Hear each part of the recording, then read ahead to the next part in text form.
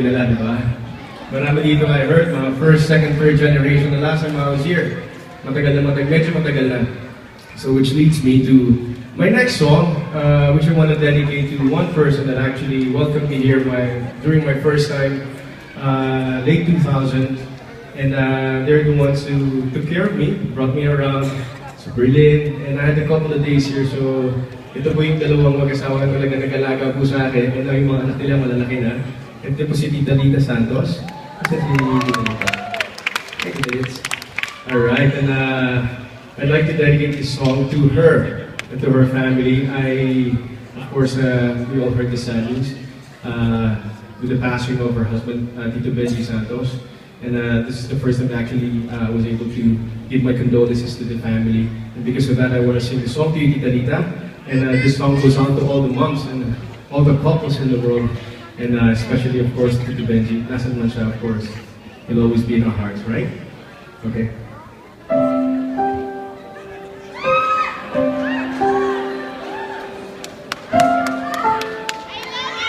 Wapo mo!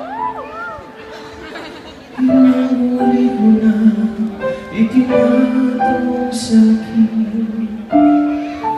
kung hanggang saan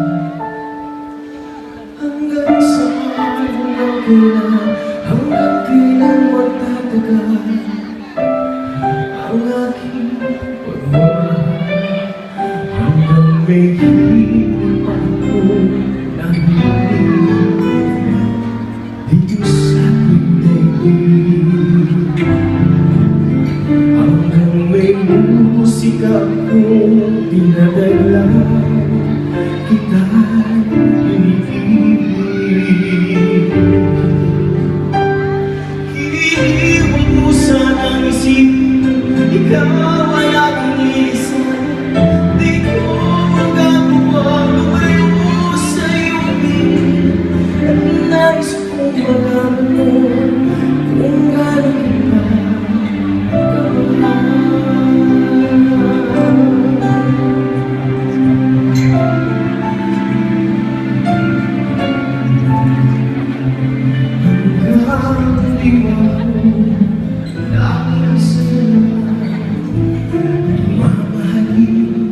kita kamahal. Hanggang pag-ibig ko, hanggang walang hanggan, tanging ikaw lang iba. Hanggang may himig pa akong narinig dito sa daigdig. Hanggang may musika akong tinatala, kita'y inibig. Hinihiwag mo sanang isipin, ikaw ay aking iisan. Di ko magagawa lumayo sa iyong piling. At nais kong malaman mo kung gaano kita kamahal.